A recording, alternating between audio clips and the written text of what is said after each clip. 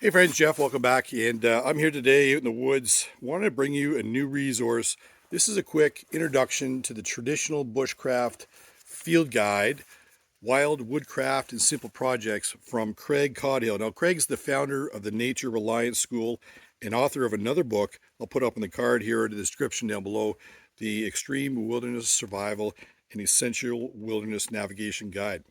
So, I don't want to go page by page with you, but I do want to bring to your attention the significance of the book and what it provides.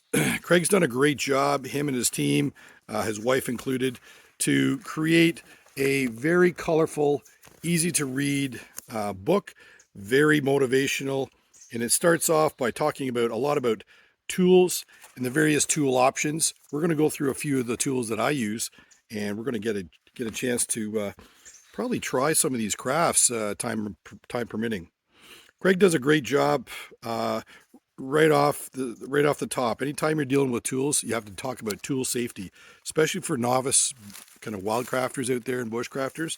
It only takes a quick slip and paying attention or not paying attention, certainly with either working with yourself, which can be kind of equally dangerous if you're not prepared, or certainly working with other people in your vicinity and not paying close attention. So he does a great job with that. Reviews, the book starts off reviewing a bunch of key skills as well as some of the essential knots. And then it dives into what does it mean to have and create an outdoor workshop. So Craig does a great job talking about many of the tools that it takes to have a great foundation to dive into a project safely and have a great sense of how to work in your space and how to create some really key, cool, exciting projects such as the tree vise. I've never even heard of that before. Very cool. That is one way of securing a piece of wood into a base of a tree trunk to hold it stationary. One of the big projects and one of the key projects, and it's a great starter project, it's right at the start, is how to make a kind of mallet, a bushcraft mallet. Now this is kind of a tried and true kind of entry level project. We'll give that a try today. We're showing you how to use some of the tools, but that's a great project for beginners to get a hand at using their knife, practicing their wood cutting to depth, practicing the use of baton, and then obviously some final cleanup of the wood. Further projects, talk about the buck saw. I have made a buck saw before, and I did a survival course with David Arama, and I'll provide the link down below to his company as well. And in that course, we talked about how to make that improvised buck saw using a blade that you may carry separately in your kit. Super. There's Craig with posing with his. Great project. All you need is a blade and a little bit of paracord, and you can create a functional saw. Craig talks about processing and making different things, including various handles for your tool. The froe being one of them, the axe handle, and that is a very important skill set. If you're ever in the woods and you broke the handle off your axe, for example, you're really stuck. You're going to have the skills to make another one. A little more advanced project is a bushcraft table. Now that table is made out of a stump and a whole cut off of a larger diameter tree. But he also gets into making, again, another great entry level camp project, the camp chair or the camp bench, very similar, or camp table. These are all very similar tools or crafts that you can build. Here's another one, the camp stool. Tried and true, easy to do, and all you need to do is carry a little bit of, the leather seat into the woods in your kit, and then you're able to manufacture the legs. There's a tree table. There's, next to a chair, having a table in a workplace is a great way to kind of work up off the ground. Craig talks about the uses of cattails and how you can create various woven cattail pads, which is great. In addition, harvesting cattails not only for the tubers to eat, but then obviously harvesting the cattail duff. All of the cattails all the parts of the cattail are super important. And when you don't have a hardware store in the woods, the knowledge of how to use some of these materials in nature for other reasons, such as insulation, fire starting, weaving, and so on. Classic is the hiking staff, and Craig goes into a little bit of a great examples of how to make a great staff, personalize it. There's a great section, chapter 4, all about Cookcraft, and that has any number of things from different hooks for your tripod and hooks for your pots and pans. He talks about the various various hangers, including like a gantry hook, which kind of swings out over the fire and you're able to articulate it. There's a great picture of Craig doing that right there. And it takes a little bit of paracord, ingenuity, and some kind of a keen eye for some of these materials. Craig also goes into detail about how to cook, and I think wilderness oven, basically baking, in this case cooking, underground, and using the combination of a hole in the ground and some rocks, a well started fire, and then work backwards and cover your encased food. In this case, it was I think it was cooking a chicken or a partridge underground here. Does a great job of that. Some a little more advanced skills, working on the kind of making a crude kind of kuksa cup, and in that I really like how he demonstrates how to anchor down your wood with a variety of rope and knot techniques. I think that's really important, because you're certainly dealing with irregular shaped objects that can't be anchored down. That's a great example. A new one to me is using a spring pole to make a mortar and pestle kind of crushing apparatus off an anvil, which can be an old stump, and that would be ideal. In this case, Craig talks about how it's ideal to kind of crush up seeds or acorns, for example. Another great project was the camp spork and spoon, and it's a great opportunity to practice those whittling skills. Many people are often content to use chopsticks or kind of improvised tongs, but certainly the ability to use to manufacture a spoon and or a fork are a great or a great addition to your kit. Camp tongs, again, another great example of how to make those quick and dirty camp tongs, and those are really handy not only to handle your food but other hot items, including your pots and pans, sometimes moving pieces of coal and lit sticks and so on. Great little example of knife wrapping. So the wrapping of the handles to ensure that you are protected from the metal. He does a great tutorial on that. And then a little bit into the concepts of hunting and fishing into chapter 5, looking at some various figure 4 kind of deadfall methods. That is a great project. Little challenging, little finicky, but it's a great kind of hand tool project. Knife and smaller saw to create a figure 4 deadfall. Talking about some other wooden gigs and digging sticks. And digging sticks are a great idea to either dig up tubers of plants, the roots of plants, but also kind of get in there, harvest around, look for worms and so on. As well as the gig, the wooden gig is often like a spear, commonly used when hunting, for example, frogs or small fish. And I really like this. Craig sprinkled this in. It's called a trap pit attracted. That's a mouthful. Trap pit attractant. Now, what that means is quite often any hunters would recognize some of these deer scrapes. Well, deer scrapes are great, but when you're wanting to identify certain species by their tracks, the scraping away of the ground, creating a nice and soft and hopefully scent-free space, and then dangling an attractant over top of that soft soil, for example, a feather, really kind of heightens the attention of animals, and they'll come and visit and check it out. And from there, you can identify species and direction of travel. Fishing hooks, gorges, and other fishing traps. Super great skill, especially around water courses. Talking about how to find natural occurring hooks in nature to really save the need for carving, such as off the honey locust tree. And just a variety of other, tips and acknowledgements. So I really want to bring that to your attention. I want to thank Craig personally for kind of sharing this resource with me. It's going to be a time-tested book that I put to use and try some of these skills right away.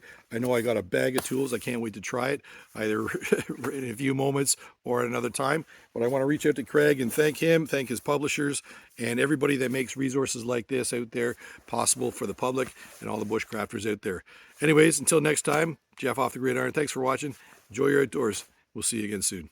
Thanks. So we've come up out of the woods, and I just want to share with you the tools that I'm going to use today, or at least that provide us some options for working the wood. We've got a great pull saw. This is a Corona pull saw. I love the ergonomic handle of that.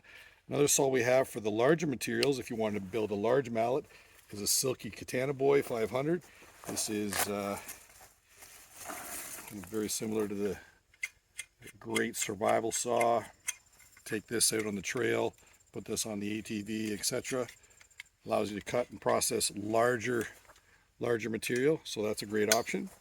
We've got a nice heavy-duty straight knife.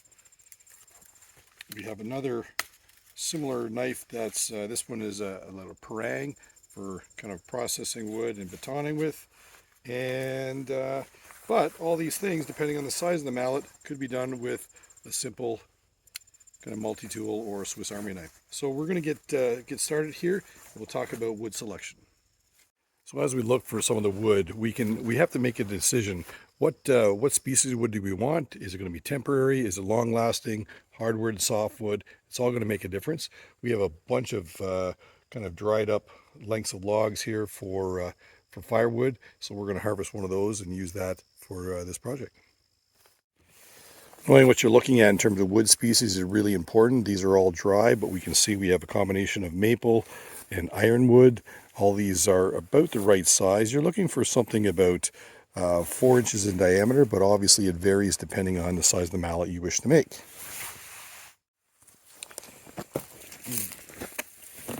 For the purposes of our video, we're going to use this piece of ash, and we're going to just measure it off. Likely be about 16 inches, 20 inches, depending on the size of the mallet.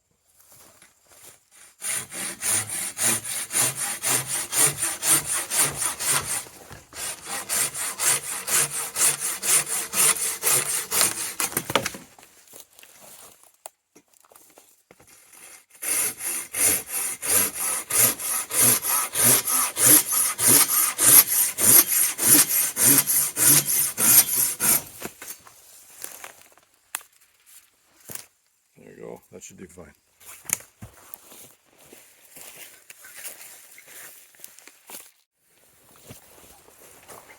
Okay, and now normally you could use and get away with green wood, and that would also be very water dense.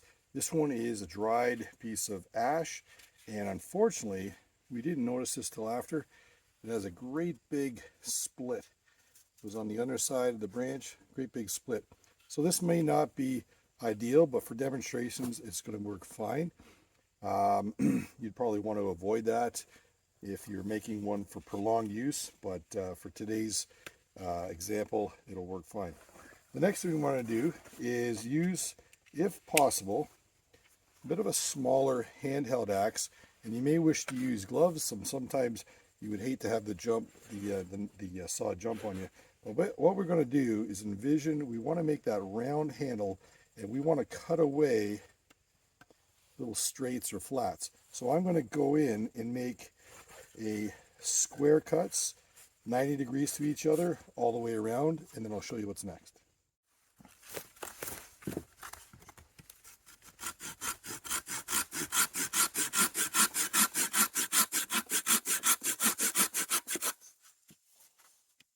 And just quarter turns.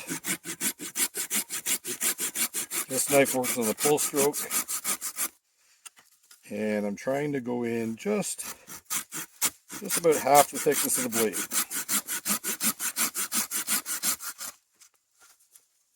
Now we're going to attach or connect these two grooves as best we can.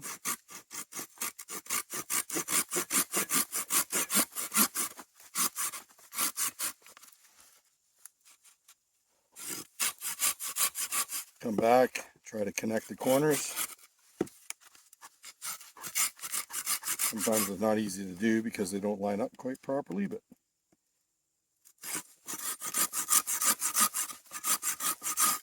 okay.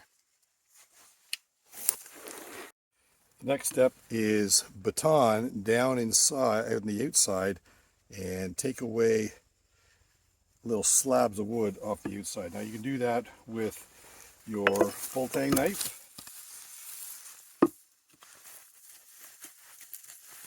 Come in from the top a little bit.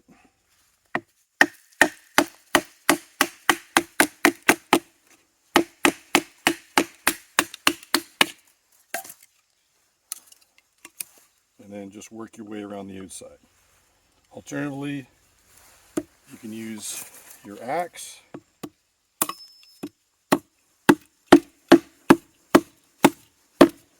So you can see I'm not swinging the wood.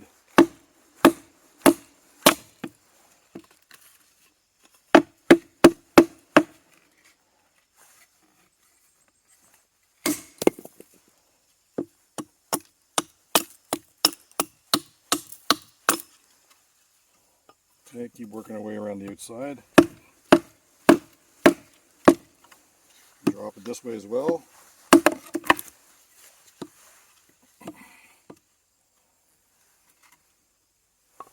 Try batoning it again.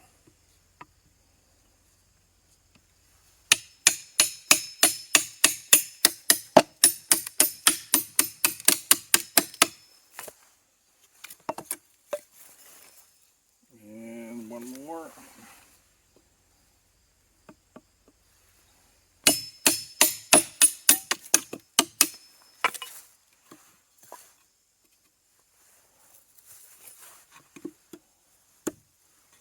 Now with that squared up, you can continue working off the corners all the way around.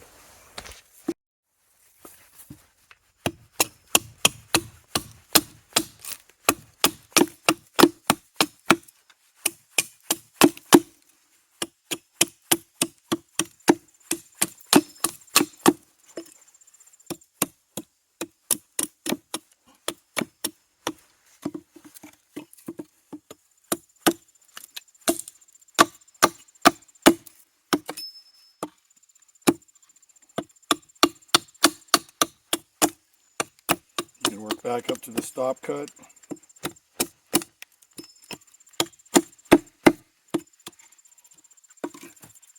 And keep refining that handle down so it's a manageable size for your hand.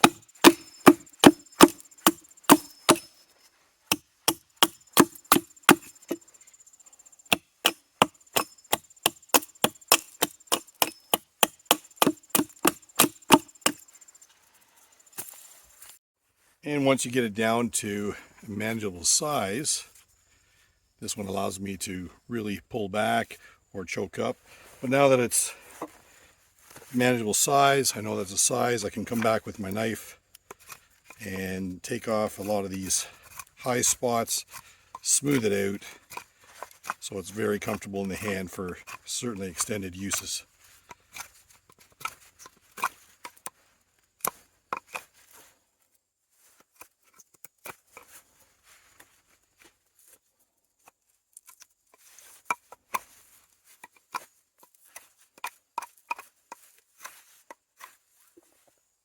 So as an example of how to use your mallet, instead of trying to split larger material, here's a round, for example, with your hatchet, quite honestly, you can carve wedges like this and start a groove with your hatchet. and then use your wedge. And with a series of these wedges, it would probably make it a little easier.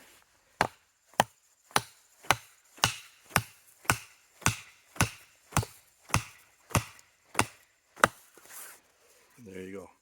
You can split large pieces of wood with nothing more than a series of wedges and camp mallet made from your hatchet. There you go, friends. Quick and dirty camp mallet to be used around camp. Thanks, Craig, for providing that instructional lesson in your book, Traditional Bushcraft. I'll provide a link down below for Craig's book. And for everybody else, that's one of many of those great projects that Craig's brought to you in his book. We'll provide you another tutorial on how to make any number of those projects in a video coming soon. Thanks again. Don't forget to like, subscribe, and share. And we'll see you in the outdoors. Bye for now.